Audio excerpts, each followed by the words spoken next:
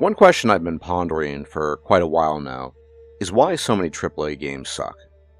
Now, this is not a unique question to ask oneself or to ask other people, and everyone and his cousin has an opinion on this. And the bog standard answer would be, well, lack of talent, an overdose of modern politics, and this sort of thing. And I do think, for the record, that factors such as a lack of talent and or the politics, what some people commonly refer to as wokeness, that these are indeed factors, and they absolutely can contribute to the poor quality of a game. There's no question about that. Ultimately, you do need talent to build a game, and there just seems to be a very strong correlation between the injection of extreme modern politics and lack of talent. However, I think in some cases, perhaps in many cases, these issues are secondary or even tertiary to the major issue. And this is something I've discovered through my own investigation. I'm no journalist, I'm no expert, but hear me out here. I think one of the biggest issues, and it's an issue I think that overshadows the other issues I've just mentioned, is an issue of bureaucracy and an issue of organization ultimately. You see, in order to manage talent, or for that matter, the lack thereof, you need to be well organized. And many large AAA studios these days have multiple layers of bureaucracy that make organization very difficult. Not impossible, difficult. And if you don't believe me, we have a good interview here, and we can hear it straight from the horse's mouth from one Nate Perkapile. Now, Nate Perkapile is now a solo developer working on the game Axis Unseen, but for the longest time he was working at Bethesda, and he worked at Bethesda for a storied 14 years, until he decided to leave around the time of Starfield. And if you listen to what he has to say, you will quickly understand the reasons here are the reasons I'm citing. The Axis Unseen was your first solo game, is that correct? Mm-hmm. You've been with Bethesda for how long? I was there for 14 years. 14 years. During the development of Starfield, you decided you wanted to break off and do your own thing.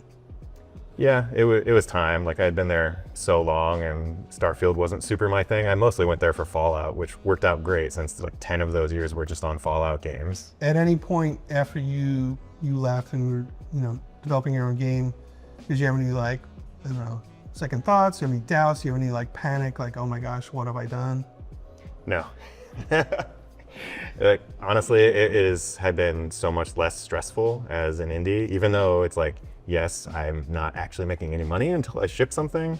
Still, not having to have those daily meetings all the time and constantly trying to push things through all the office politics and approval layers.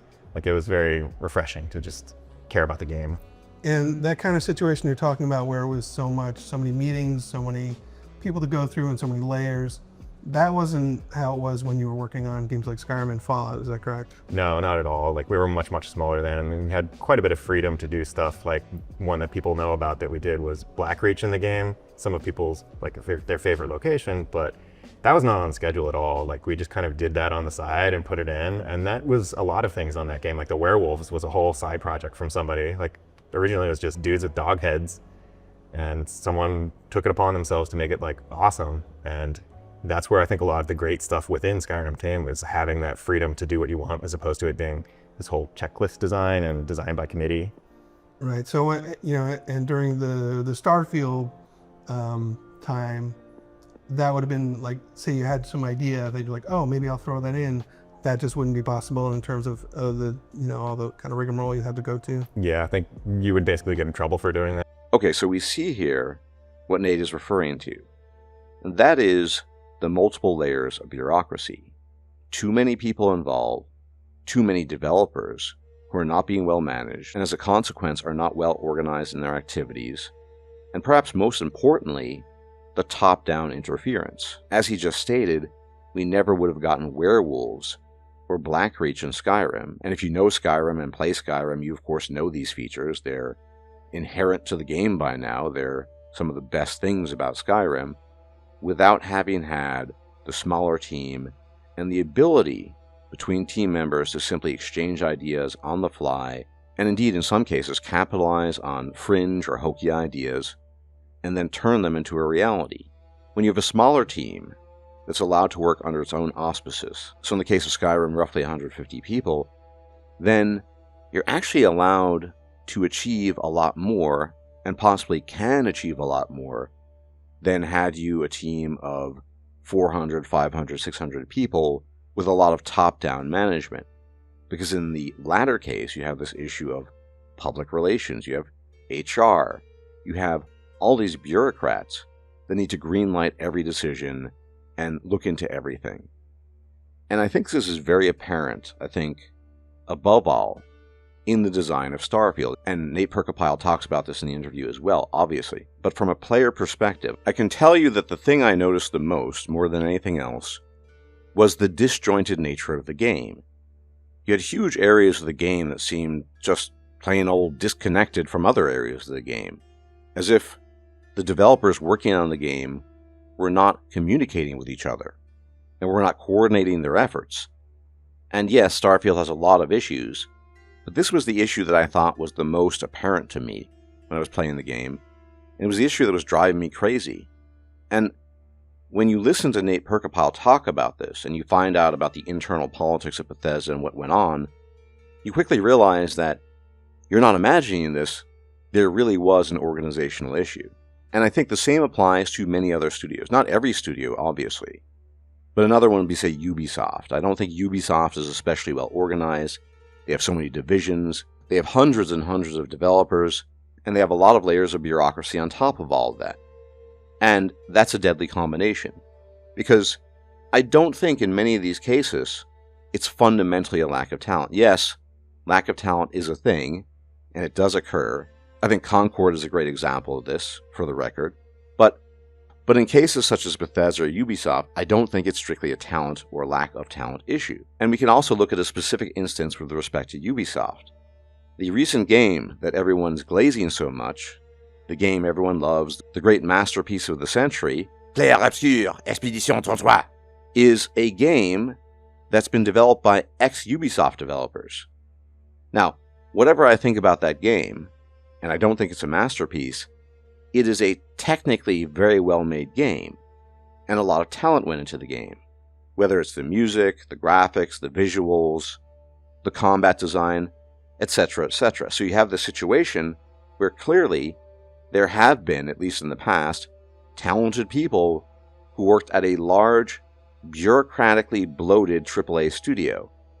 And when they were cut free of this, or they cut themselves free of this, they were able to get to work and make a very high-quality game, at least in the technical sense, in my view. And the same is true potentially of a lot of things. I have not played Nate Perkopile's solo dev game, The Axis Unseen, but generally speaking, considering he's a solo developer, it has received pretty positive reviews. And the man had contributed in the past to some pretty important aspects of Skyrim and Fallout and what have you. So it is not oftentimes a lack of talent here, but rather the inability to allow the developers to do what they're supposed to be doing, which is making a bloody game. If you have a bunch of experts doing something, you need to allow them to do their work.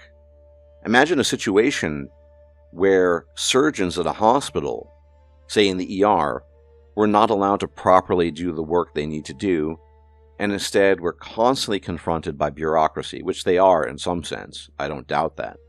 But this bureaucracy prevented them from saving lives and operating on people.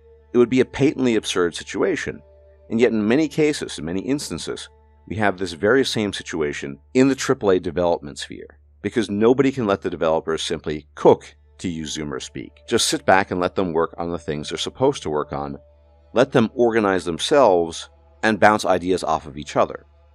Now again, there are some exceptions here. Apparently Concord was allowed to do this very thing, but in the instance of Concord, it was a lack of talent. People inside the bureaucratic chain of command don't necessarily have an insight into actual development. They're bureaucrats, after all. And this is why, after all this time, I've come to the conclusion that the worst enemy to AAA game development is not necessarily the politics, is not necessarily the lack of talent, but how everything is managed, organized, and the simple fact that oftentimes developers are just not allowed to do what they want to do and what they think would be best for the game. They are the developers, they are the makers of the game. You have to put some trust in them. And this is what we see when we look at the recent products of Bethesda, Ubisoft, etc., etc. This is not a universal, as I've said, but I think in many cases, perhaps in most cases, where you have bloated teams, bloated bureaucracy, and above all, huge budgets that amount to nothing, hundreds of millions of dollars spent in order to produce a piece of fecal matter. No one in his right mind wants to waste money. So we have to look at the crux of the issue, the core of the issue, and I do think it is bureaucracy. Developers need to be able to do what they want to do, and teams that are too big, if you cannot manage them properly, are going to fail. Anyway, as always, thank you for tuning in. If you like my videos and like my takes, you can leave a like, comment, share, and subscribe. It's very much appreciated, as it really helps out my channel, and I'll check you out next time. Take care.